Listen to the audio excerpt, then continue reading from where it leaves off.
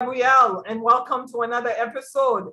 Welcome to another episode of Let's Talk Money with Friends. Every Wednesday, I got the privilege to come to you. I say it doesn't matter if you're at home, at work, or in your car. We are grateful for you because you take the time to listen to be part of this show. If you're not live, I'm sure because I get calls and I get emails and texts from friends who are watching the show afterwards. So regardless, we want to thank you for your support. Please tag, share, and make a comment. Let people know that this show is happening and that they should be part of this community, the Let's Talk Money with Friends community. So tonight we have an awesome show for you. This is a topic that I myself, I'm still learning about, and I posted it and I said, you know what? Cryptocurrency is one of those things right now everybody's talking about. It's the new craze. But guess what?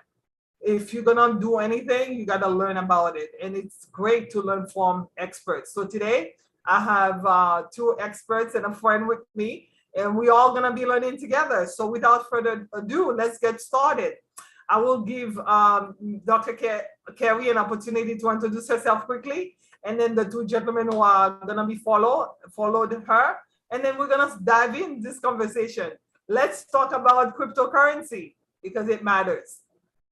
Dr. Kerry, can you please go first? Sure. I'm Dr. Kerry Occasion. I'm the Career Development Education Lead during the day for the Department of Ed. I'm also a cryptocurrency investor and interested in financial literacy and helping kids develop their financial literacy skills. Yes, thank you so much for coming on the show because we were having a conversation this week. And then you said, you know, I have a friend who's an expert. I'm sure he might be interested in coming on the show. So John is on the show with us tonight. John, please introduce yourself. Hi, thank you. My name is Jonathan Bloom. I've spent the majority of my career in traditional finance. I'm now focused on financial literacy. I believe in equality of information and a fair starting chance for everybody, regardless of zip code. I am a crypto investor. I believe in crypto and the opportunities that it provides people, especially over a longer time frame, to create and build generational wealth. I am thrilled to be here and thank you for having me. Wow, I think we very much in line in terms of like our mission and vision in life. Curtis, you were the first person I called when I came back from a conference, and I was like, Curtis, I know you know more about this than I do. And I'm interested in learning more because it seems to be very overwhelming for me. Never mind your average person who's not into financial stuff per se. So can you please introduce yourself so that we can dive into these questions tonight? Absolutely. I appreciate you for having me. My name is Curtis Chambers, financial coach, crypto, and a blockchain enthusiast, just because of the use cases of what it can entail. So I will definitely be glad to share. It may not seem so, I don't want to say like we're all going to be gazillionaires, but I'm talking about real life use cases that hopefully people will be educated to that they may not have been aware of beforehand. So yeah, definitely looking forward to this discussion. Yes, thank you so much.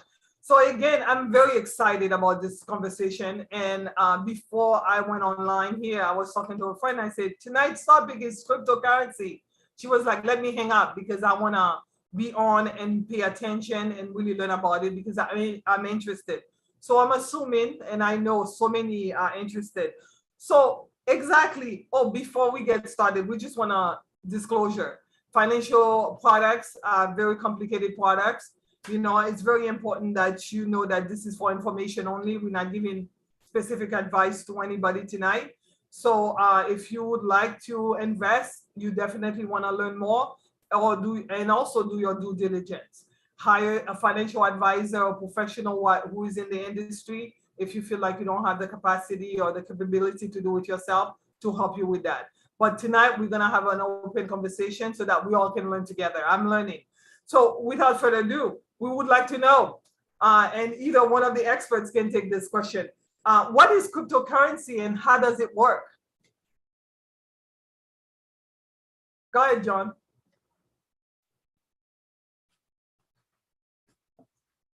Sure.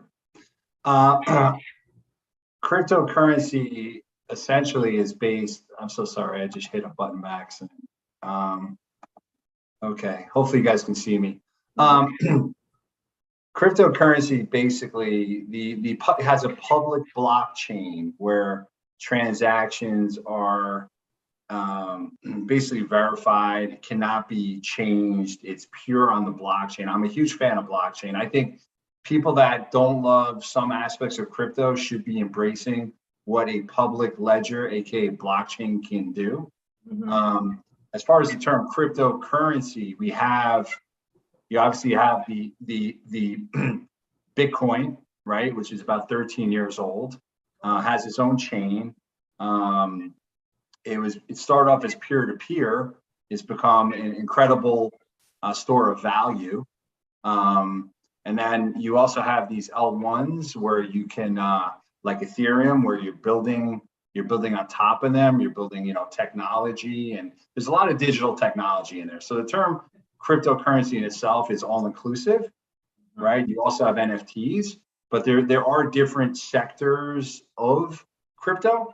So I think, you could maybe say Bitcoin is a commodity, it's property, right?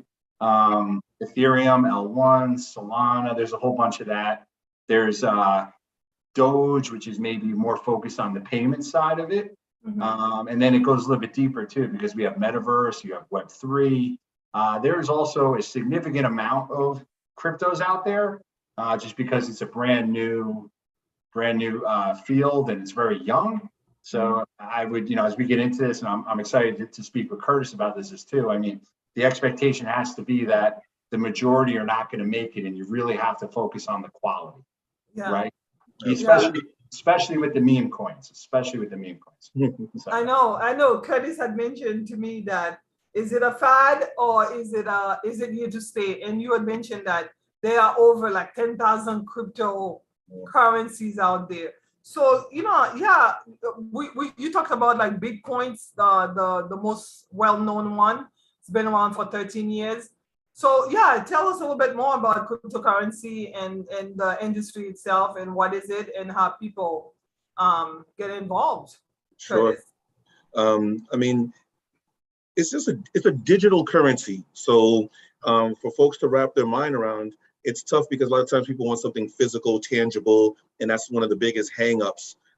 Hopefully at some point people can, understand that there's a lot of other aspects in our lives where we no longer do things physically, but we do it digitally. So it's a digital currency in which the transactions are kept instead of on a physical ledger through a bank. We all know the banks that we deal with, they're centralized. You call them up, the 800 number, hopefully you can get your password, things of that nature.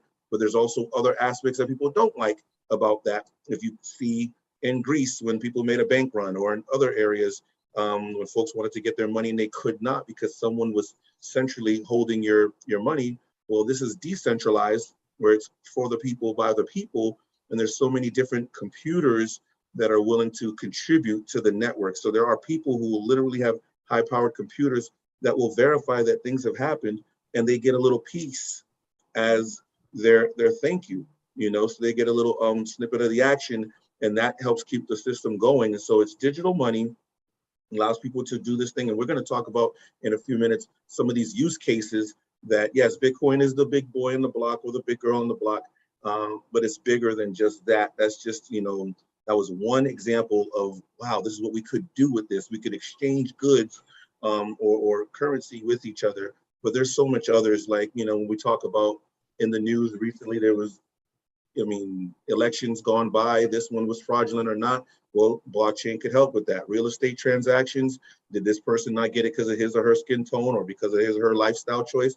Well, we can stop that because the blockchain is infallible. So there's things that'll just be there, and it's irrefutable. So there's a lot of the music industry, royalties, goes on and on. So there's so many use cases that you can use blockchain technology, and Bitcoin is one offshoot of that blockchain technology. So we're going to hope to keep it kind of general so that it doesn't go over your head, but it's really important that you understand what's in front of us. Yes, I'm hoping you guys are going to be keeping it general and simple, because are you still confused, Dr. Kerry? I know we were saying like, I opened up an account uh, in the hopes of eventually do this investing, right? And then you said you've done it before, right?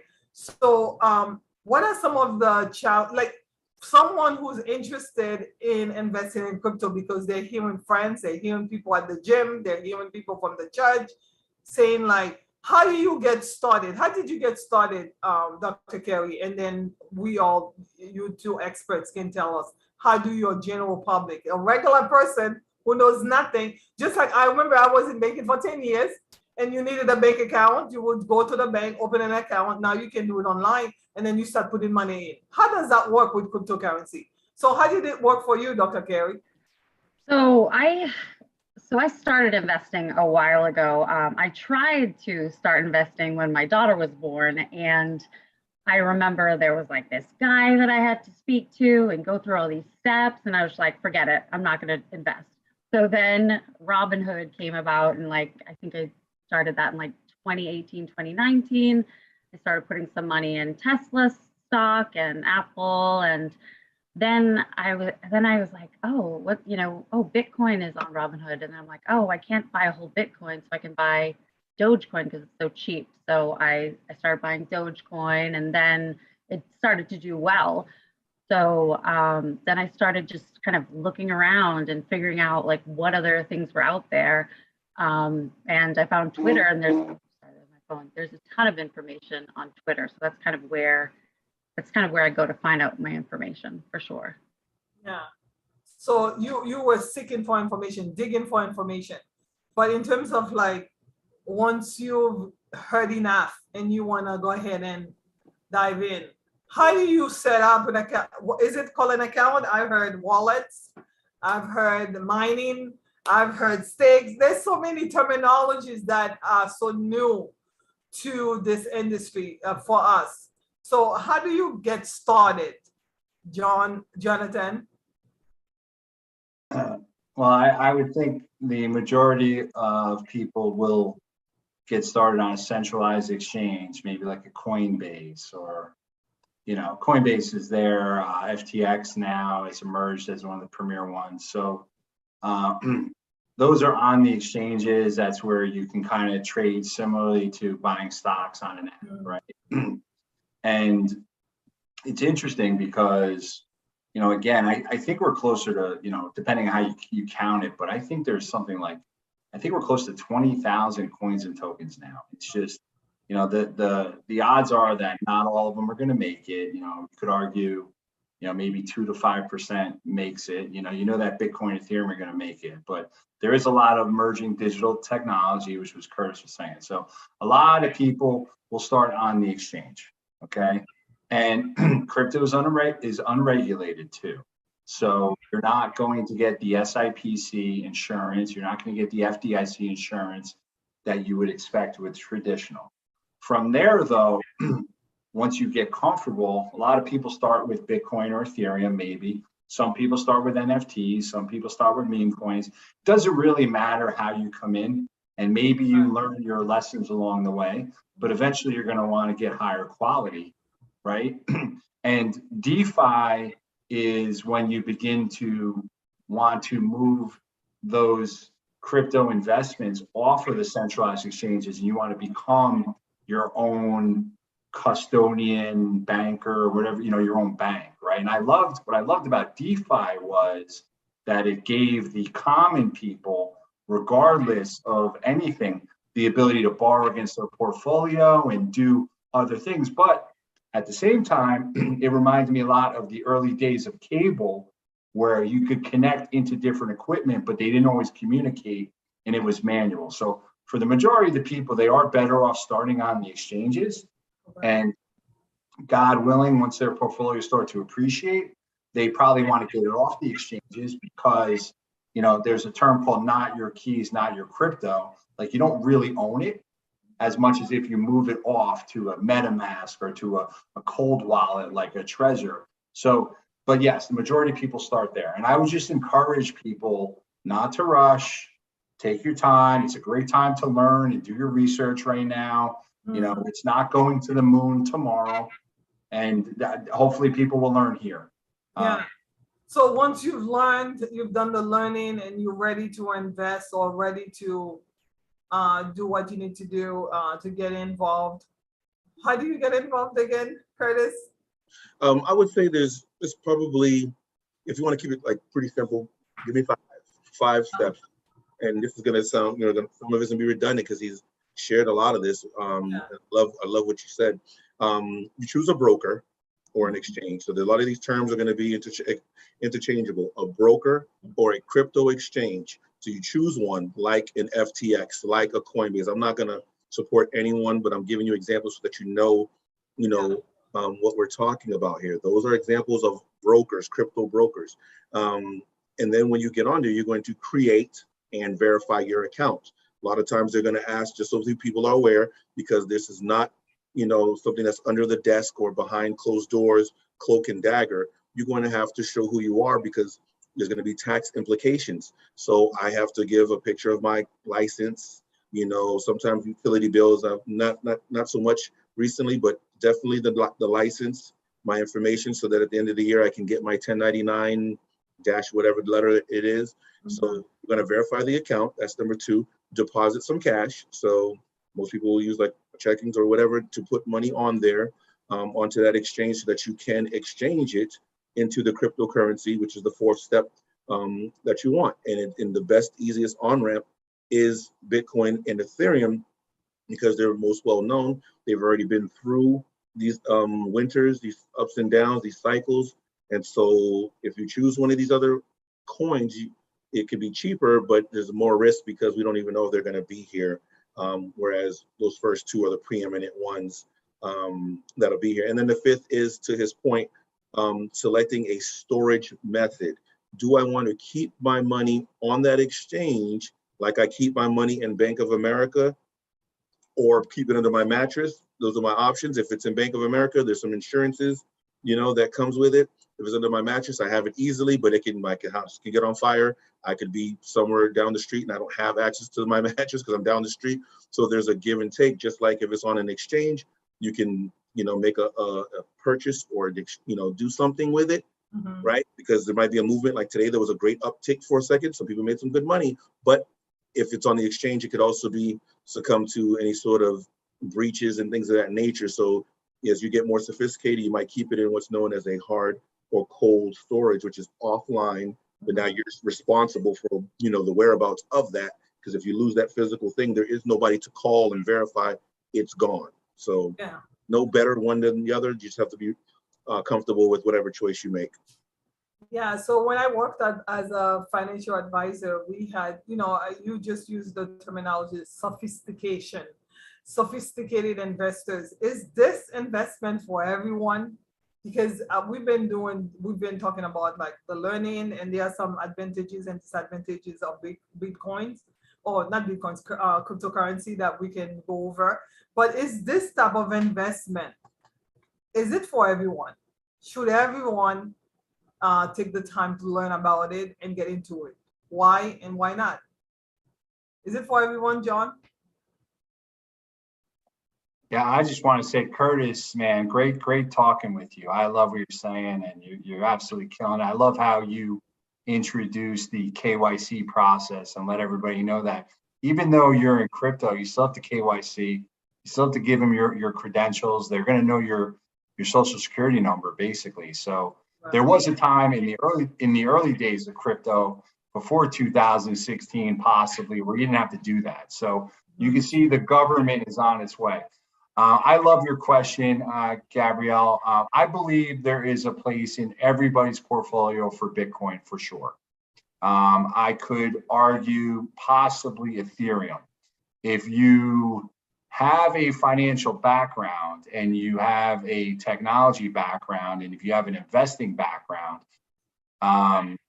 if you're comfortable with risk management, you might be able to go a little further out on the risk curve. But it is more dangerous. There is more leverage. There is a lot more volatility in crypto than the stocks or fixed income, just because, quite honestly, it's a newer asset class, right? We could call it a sub asset class of commodities. When I originally wrote my financial literacy guide, I put crypto under currency, right? But now, as it's evolved, I would argue that some cryptos act more like NASDAQ stocks. Some cryptos act more like commodities. So what's happening is, in general, is we don't want to overcomplicate it for the public. So it's easier just to call it crypto. But as it matures and it gets into its 15, 16, 17 year, what you're going to see is that crypto is going to start to compete more with gold, fixed income, technology, NASDAQ. So, we all know that like technology tends to take over and create more efficiencies. So I'm a huge fan of the blockchain as well. And then you could argue maybe from a macro standpoint that, fiat currency has its own issues. And I'd love to talk to Curtis about that later, but I don't want to go too deep in it. But do I personally believe that there's a place for crypto, especially Bitcoin, in most people's portfolio? Absolutely. To what degree, though, that is the question mark. Should somebody be 50% Bitcoin? Possibly not, right? But should they be 2 to 5 or 10 or 20%? Probably depends on your age, probably depends on what you're doing. And so thank you. So before I go any further, KYC, know your customer. It's very important that they know who you are, meaning like you have ideas, they know, if you say Gabrielle, then you can show ideas that you are indeed Gabrielle. Because of money laundering, there's so many criminal activities that could happen whenever financial products are involved. Now, going back again to even knowing your customers, like the due diligence process of qualifying and, like, is it for everyone? Like, because I know as a financial advisor, I used to take the time to qualify someone before inviting them to invest in any investments. Right. So how do you do that? When everyone, like, I do taxes and I get those statements from, different financial institutions, and everyone seems to be trying. And what all I was seeing last year and the year before was, short-term capital losses. Short-term capital losses, because they are behaving in a way that is not sustainable when it comes to investing. So what would you say, Curtis? Is it for everyone? Yeah, I mean, is love for everyone, driving a car for everyone. I'm not being facetious at all. I'm just saying that I'm thinking of examples of things that it could be for everyone, but not today. My 6-year-old, I'm hoping that he loves his puppy and his mommy and his daddy and his, family. My daughter, she's 16, so maybe she might be starting to think about that. Same thing in terms of maturity and sophistication, where you at in your life, where you locate yourself. Are you, because of some of my clients, I'm sure Jonathan's clients, they're not ready yet because you still have this debt, right? If I still have a whole bunch of mounting credit card debt, or if I haven't even been able to master a budget, then I definitely don't need to be trying to go over here yet, because I got to master this. And no, seriously, because, then they're wondering why I didn't make $1 million on that thing yet. So when I was doing annuities, more, readily every day, they have something called the suitability, right? They want to make sure that you're suitable for this. When things get tough, you're not going to just try to cancel this out. I don't want you to sign up for life insurance with me if you're going to cancel it out tomorrow because you need to go get some tires or what have you. You should have some other monies. That's why John's saying, only a small portion. I have a longer term horizon with this. Some people want to get rich this weekend. I'm thinking the next 10, 20, 30 years, Lord willing, that I see that time frame. That's where I think, these two major cryptos and others will be able to go. So if you have the long view, we're not going to get into the X's and O's. I got to talk to you about you. I want to see what your temperament is. I want to see, are you fidgety? Like, do you want to get going now? Are you conservative? Are you a risk taker? Then I can start talking about that. But yes, it is in general, it's open to everyone, but you specifically may not be ready for it. Exactly. So Dr. Kerry, I know we talked about some of the mistakes that you've made with crypto, or you said you were willing to share some of your mistakes. So as someone who's already invested, can you share a little bit before we go into the use cases that we want to share a little bit about? Sure. I mean, I've had successes and challenges for sure. I didn't take profits when I had so much profit, right? Like I just didn't understand investing really. And I think especially in Massachusetts, in our state, our kids, I went to an urban high school. We don't have that education. No one taught me as a teacher, like you should, take a portion of your paycheck and invest it or save it. It was like, no, I never had those conversations. And that's a problem. And that's what I'm really working to figure out with the kids that we have in front of us now. So taking profits was a huge, bummer, but also, what else have I learned? Let me think about this. Really investigating where you put your crypto, definitely the exchanges. I now have I'm going to get a cold storage wallet so that I can transfer some Bitcoin onto that, so that I have custody of it and no one can take it or hold it or anything like that. So yeah, those two lessons though, they're difficult to learn, especially as a single parent. And I'm just speaking, from what the people that are listening to your show, right? Like we're just everyday people and we just haven't been taught this and we need to learn. So it was really quick and really fast lessons. I didn't think like Tesla just kept going up and up and up. So I just figured, I'm like, oh yeah, it's gonna do the same thing. And I'm, but no. Dr. Kerry, I just want to interject because, that's a huge thing. Taking profits, it's okay to pay yourself, Yes. Because this is an emotional thing. We have to learn to remove emotions and write out a goal and say, hey, John, when Bitcoin gets to 85,000, I'm going to go take some money out because it's already broke its all-time high. So let's take some out. Right. Some people want to leave it because they think it's going to go to 1 million. Yeah. Let it go to 1 million. I'm just taking some out. It's okay to take some out, pay off the car, pay off the, what, that way, no matter what, you feel good about this. You're not emotional. You're not mad. Because I know some people right now are really upset because it's down, but you had a chance to take some money out when when it was up there for some, and they did not. So if you do that now, when the time goes down again, you can buy more of it, because if you would have took some profits out, now that it's down, it's like Black Friday sale. You could have been getting 2 for 1 right now, 3 for 1, basically. Yeah.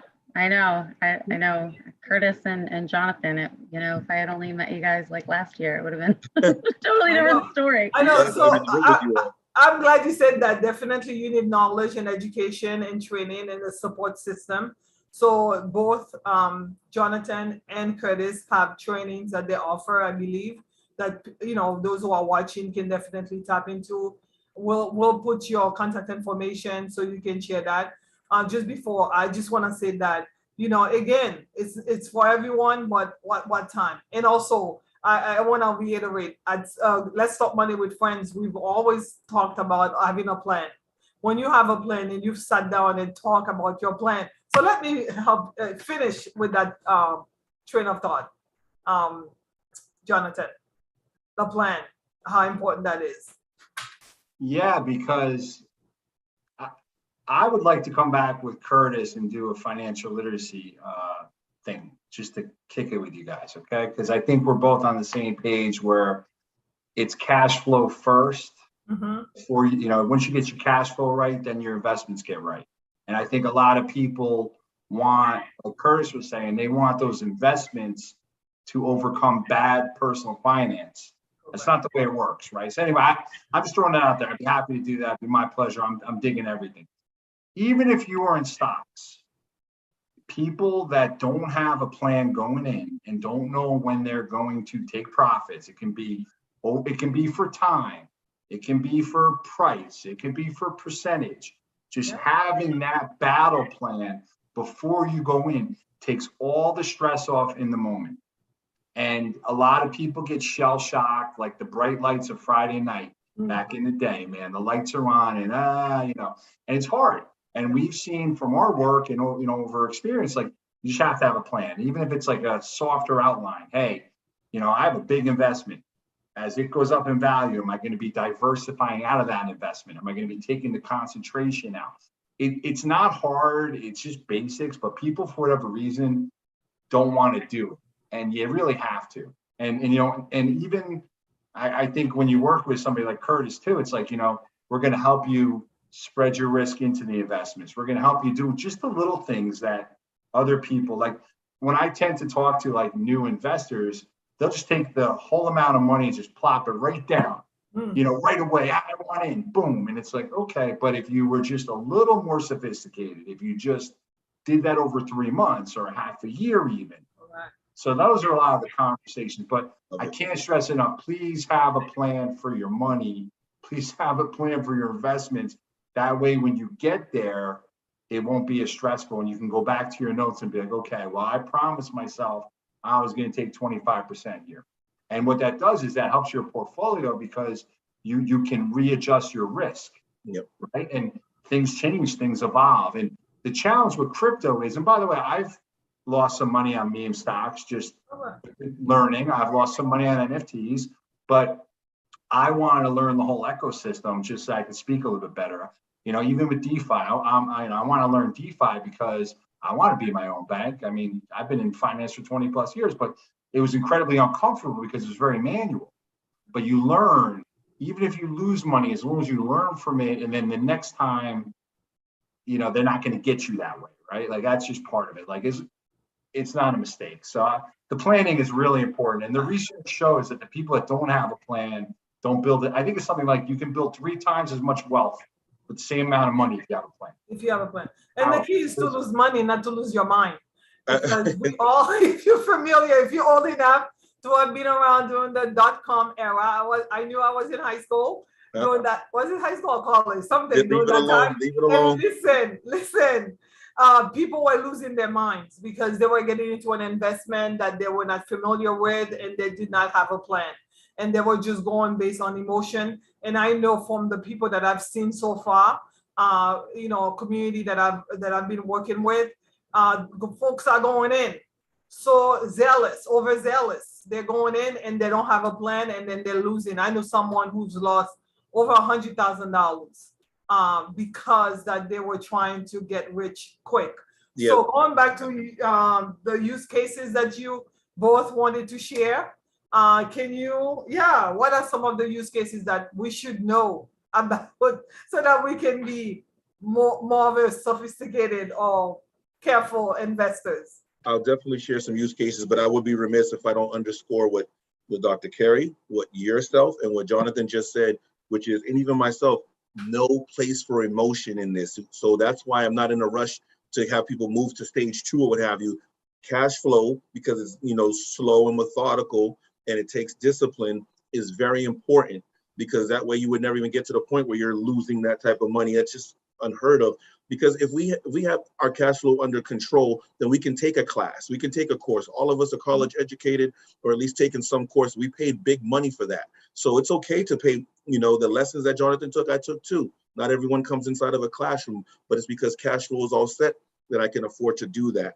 And so I just had to say that, emotions have to be out of this. If your emotions are in this, you're not going to win. So if you're an emotional person, you got to do some personal development. Then you can get into things like real estate, media, music, Internet of Things, gaming. I'm just naming them first, and I'll touch on a few of them. Advertising, smart contracts, right? A smart contract, just to give you a quick idea for you to wrap your mind around it. I love, metaphors and analogies. If we go up to the machines, think of the machine. We've all used vending machines, but not the cash vending machine. Let's use the one where we use the credit card, right? We're going to go get a Mountain Dew or something, and we swipe that credit card. It's holding the dollar, right? With inflation, probably $3 now. It's holding the $3, and I push Mountain Dew, 86. And so when I get this, you're going to get this dollar. So that contract is there, and it says, I'm holding the money. I don't have to trust you or know, Jonathan. Trust has nothing to do with it. This is over here, and this over here. Oh, got the Mountain Dew. Did that go through? Yes. Like an if-then statement. If he gets this, then you take the money. So those smart contracts, there's more bigger examples of that. But just so you understand, I put the money, they didn't have it yet. It's on hold, got the item, then they got this thing. So when you talk about smart contracts, that's what Ethereum is about, and all these applications built on there. So blockchain is helpful for these types of things. So like I said, there's been too many cases in the news, even this year, that people that look like us, go and try to buy a home. And unfortunately, people that look like Kerry and Dr. Kerry and Jonathan, as our colleagues, might have to go in and pose as a couple to go get the home and find out, oh yes, that house is available, but they didn't want to sell it to us. When it's on the blockchain and it's irrefutable, those type of things have no place here.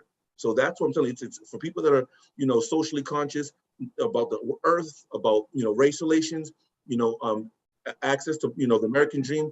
You will love the concept of what blockchain can do. And like I said, music and royalties and getting your monies, NFTs, the non-fungible token, which we'll talk about maybe in a little while too, to let you know that your property is yours. And every time someone accesses that, you can get a little piece of that. And you don't have to worry about if someone paid you. It's going to happen. It just can't not happen because the block comes one on top of the other. So you can't go back and erase our names and put their names in it. So again, there's more use cases, but I want to give someone else a chance to share. Yeah. Can we talk about some of the advantages and disadvantages of cryptocurrency?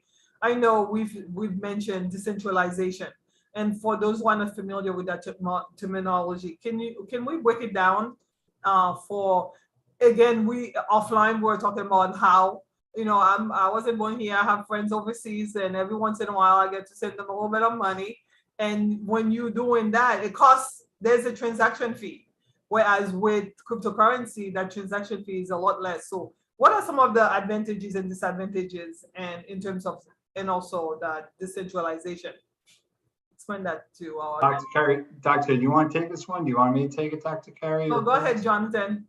Okay, I just don't want to crowd out Dr. Kerry, but decentralization is so if you look at traditional banking, traditional finance, the regular system, it's centralized where you have the major players involved, whether it's Goldman, JP Morgan, the banks, and they control who gets extended credit, and they control even Web 2, the Facebooks, the Googles, the internet that we know is probably more centralized than we would like.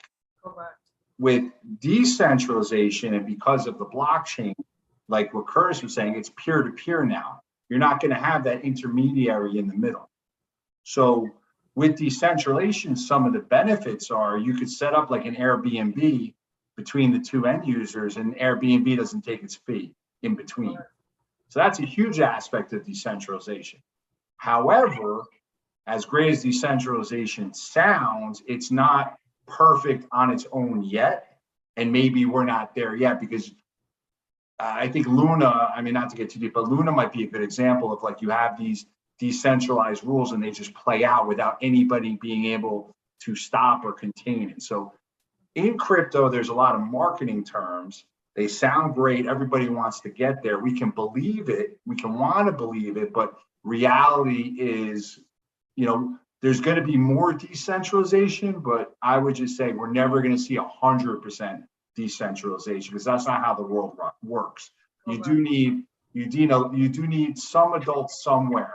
But I do love the fact that the internet provides more equality and opportunity for more people because you can have your own brand, you can have your own business. You're not, you can do more things without being so codependent on who's hiring you or whatnot. So it's kind of an extension of that to a certain degree. I'm a huge fan of decentralization, obviously. I'm just arguing that we might not be there yet. It might be 5 years out, it might be 10 years out, and there does have to be some controls to keep things orderly, perhaps. Like I want the benefits of decentralization without the impact of something just completely blowing up, right? Okay. A couple of months ago, I believe I did a show about banking matters. How important it was for you to establish a banking relationship locally, hopefully.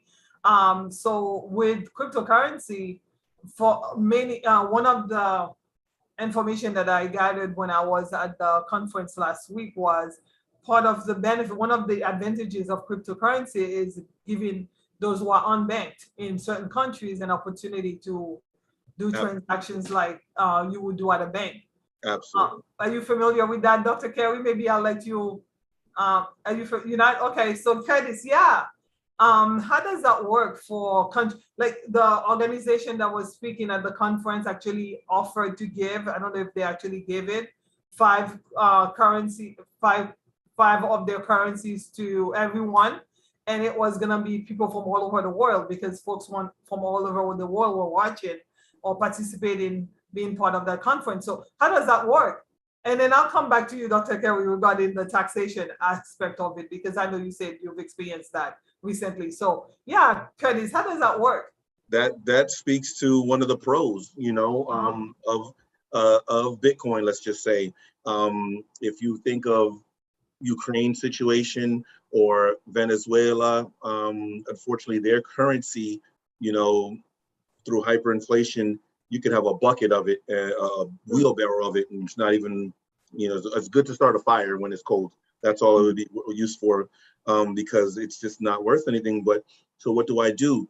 Do I go to Western Union and try to, spend $100 to give you, $1,000? Or do I tell you, if you have a phone, Gabrielle, while you're sitting there in Ukraine or Venezuela or anywhere else, because again, one of the pros is independent from central authority. Take out your phone. I'm going to send you, like you said, that conference said they're going to send you some of their own coin. I can send that to you, and now you can, exchange it for cash, or what have you, get it converted through one of those exchanges that we talked about earlier.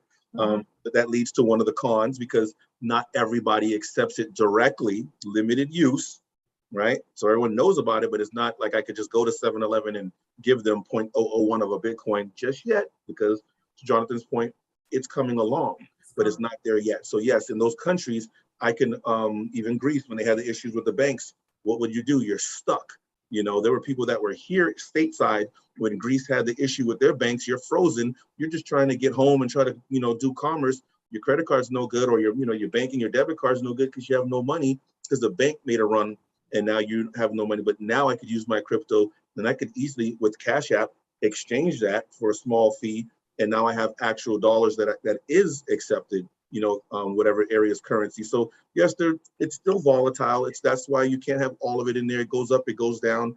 Bitcoin is how old did he say earlier? 13 years old. Okay, so for anyone who has a 13-year-old or had one or related or have friends with someone 13-year-old, they're pretty much knuckleheads. I'll say this is a family-friendly show. So, they're still learning. They're teenagers. So when Jonathan said in about 5 or 10 years, he basically hit it right on the head. As an 18-year-old or as an adult, now you're going to see some more stabilization, and you'll see it. I think it's going to be really huge. But right now there is those pros and cons. That great potential, but it's also very volatile. Government is not in your business, but there's also no Bank of America to say, I lost, someone stole my money. Can you put that money back in there? Oh yeah, no worries, Gabrielle, we're going to put the $100 back on your card. So give and take. Yeah. Well, they are what we call, they are late bloomers and early adopters. And obviously Dr. Kerry is an early adopter, and I'm a late bloomer because I haven't done much I haven't gotten into this that much.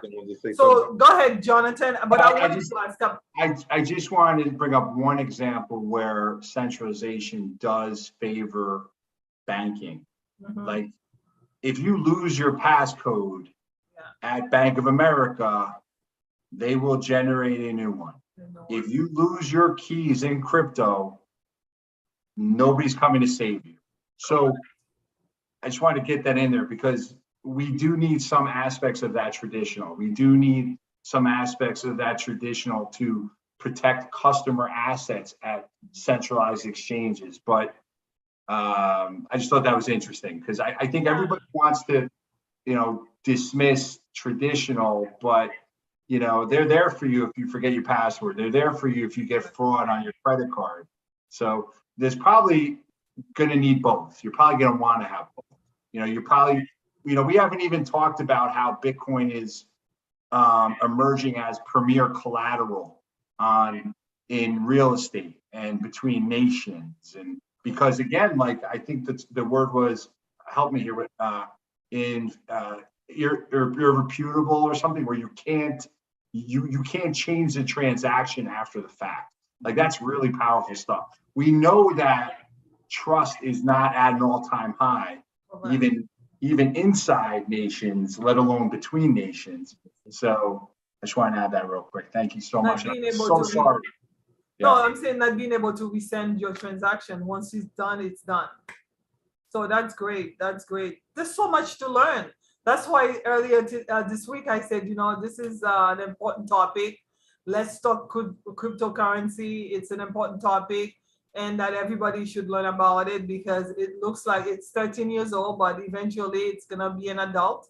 and we all gonna have to participate and have conversation with this new industry investment opportunity. And it's, as we stated earlier, is it for everyone right now? Maybe not, but eventually it probably gonna be for everyone. So going back again to something that I say, you know, in this country, when you make money, you pay taxes. When you spend money, you pay taxes. And you save money, you pay taxes. So how does it work? Because again, I'm noticing so many of the people that I've dealt with are not familiar with capital gain taxes, So they go ahead and they're doing transaction left and right. And then at the end of the year, they realize that, oh my gosh, I've lost money and I've just wasted time and really haven't made anything with this transaction. So have you had that experience? Can you share a little bit, Dr. Kerry? Of course, I've had all the bad experiences. No, I think that, yeah, you definitely have to keep in mind that there are capital gains that you have to pay if you take out your money under a year, right? And it can be a lot. And also, I found that just in doing my taxes, people don't know yet what to do with cryptocurrency. And so asking the tax professionals wasn't super helpful. I'm a girl that tries to find, you know, my cousin and my uncle and ask them, and they're like, we don't know yet. We don't have to know yet, apparently. So people are kind of making decisions and giving their best advice, but there are no hard and fast rules. Robinhood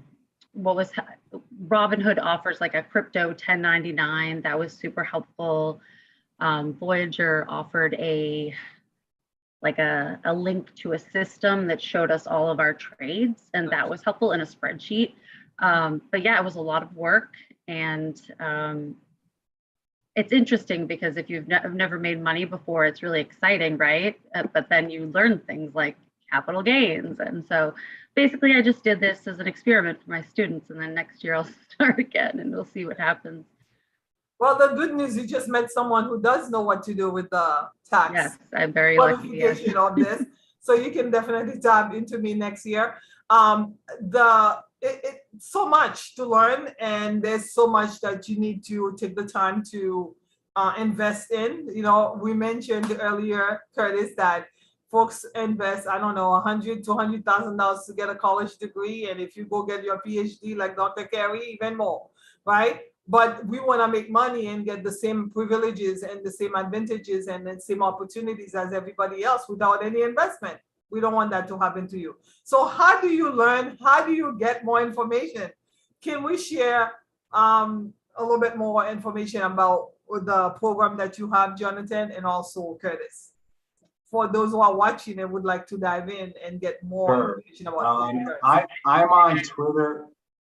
Sorry, Curtis, did I cut you off? I'm supposed to. No, go ahead. Absolutely, I'm ready behind you. Got you. I'm on Twitter at Bloom Life Skills. And I wanted to pair crypto literacy with financial literacy because, like Kerrys was saying, I'm a huge cash flow advocate, and I want you to make sure that your blocking and tackling and your money skills are there before you look to get into investments, because you know, everybody is, you know, compound returns are a very exciting term, but if you're not funding it and you're not continuously funding that base for the compound returns happen much later in the overall investment. Like if you could fund the first half and 3/4 of that, your compounding will be even more significant. I love crypto for the opportunity cost. I love crypto that it's giving everybody an opportunity. And if you were to do your research and put the work in, I like the setup of the returns as it's such a newer asset class and it's going to impact all the other asset classes. And I have a lot of friends from different communities that are in crypto and they understand the opportunity because even the concept of like private equity in stocks, that doesn't even exist in crypto. You can get in and be a private equity person by buying a fair launch coin or token at a penny and let it play out over 10 years, and who knows where it could go. But only in crypto can you do that. In the equity system, you cannot touch that. You have you know, you have private equity firms taking that piece out of the pie, and then you're buying it when it goes public. So to me, combining financial literacy, money skills with crypto is like a sweet spot, you know. But again, I also wrote a free financial literacy guide that's available on my website, Bloom Life Skills, again, Twitter and the internet. And you can download that for free, because I would like to see people have a positive first experience in crypto rather than get burned and not come back, right? Exactly. So, you know, we try to do what we can, of course, but, you know, social media is not our friend with crypto investing. Between Discord, TikTok, YouTube to a certain degree, they're trying to tell everybody that they can make 100x in a week. And that is not realistic. Give it a couple of years at least. So, you know, because that longer duration for your investor is how you really make the money. I would argue you make your best money 5 years out. So anyway, those are my resources. Come find me on Twitter. I do spaces. I have a space after this in an hour. And I just want to say it's been an absolute pleasure meeting everybody and talking with everybody. And Curtis, I would love to connect with you at some point. Yes, definitely. Curtis, yes. Absolutely. Thank you. Well, I know you always mention Google University. Is that one where you can go, and also your classes? Absolutely. Of course, YouTube University is free, but it's just like the ocean. It's too wide open, so you never know if you're going to get a boot or you're going to get a tuna. So, you know, that's how it goes. But I just want to thank you all for having me share space and energy with you all, Dr. Kerry and Jonathan. Yes, I will stay in contact with you if you have me. CLC Consulting 13 is my Instagram, CLC Consulting 13. For everyone listening, you definitely can follow and connect there. I have a course, you know, in the fall kicking off that's going to combine financial literacy and investing, you know, and learning about investments. Trauma of money, TOM, Tom. So because there's a history when it comes to dollars, and that's why I talk about temperament and emotion. So the trauma of money course is going to get into exactly, you know, a lot of the things that we touched upon here. It's not going to be just, hey, hurry up and show me what it's about so I can go out there and go give the markets my money, because that's exactly what you're going to do. You're going to go out there and emotionally throw it away, or someone's going to scam you, because things are at an all-time frenetic pace right now. So there's a bunch of scams out there, and we didn't even get a chance to get into that, whether a coin is viable on its own, will it make it, or was it just what's known as a rug pull, pump and dump?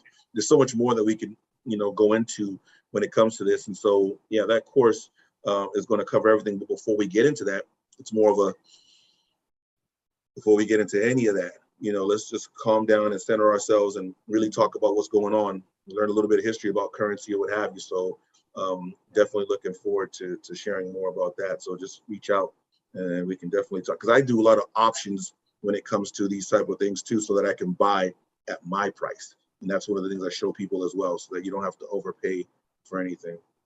Yeah, there's a wealth of information here. And offline, we talked about maybe we should collaborate together and do a webinar. Jonathan already offered to work with you, Curtis. I think it's so important, because this information we just shared here, I know for many of the viewers, it's, you know, common knowledge, but for many too, this is the first time they've heard certain terminologies. So it's so important that you invest your time and resources to learn more. And so we will keep you posted if we decided to do something, collaborate and do something together where you could log in and pay a fee to learn more, because when you pay for the services, it does make a difference. Would you agree, Dr. Kerry? I know you paid for many. Yes? Would you agree? Yes, I'll buy anything. I love. I know. No, I mean, like, taxation is huge for me. And I've mentioned, you know, working in financial services, taxation is a huge thing for me. And I know that you must understand the tax consequences of everything that you're doing, because many times we making decisions, hasty decisions that will cost us a lot of money.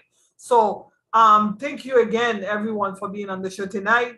Cryptocurrency, this is just the beginning of a conversation. Hopefully we'll have other guests. I've been talking to someone. I'm not sure if she's going to be able to join us next week, but we would like to have more conversation about this topic because it's a new baby. It's only 13 years old, and everybody's interested in learning more about this new baby. And in order for you to learn more, you have to invest the time. This is a great place to start with this program here. Share, tag, let your friends know, and also join the training and get access to the free pamphlet that's just been made available to you today. Anybody else would like to say anything before we say goodbye to our family, to our community here? It's been phenomenal. This is great. We need more of this. I know you talk money all the time, so make it a regular thing if it's not once a month. Yeah, I would love to do something that specifically has like me and Jonathan on it, and then have something that has Dr. Kerry as well, because it's not just because they're going to think it's just for the geeks that are into this. No, we need the lay person that's jumping involved as well, because we're just regular guys. I'm a blurred black nerd, so I just love it. You are. Oh my gosh, you know so much. So thank you, everyone. Please do not hang up, but I'll go offline for now. Please tag, share, tell friend. Thank you.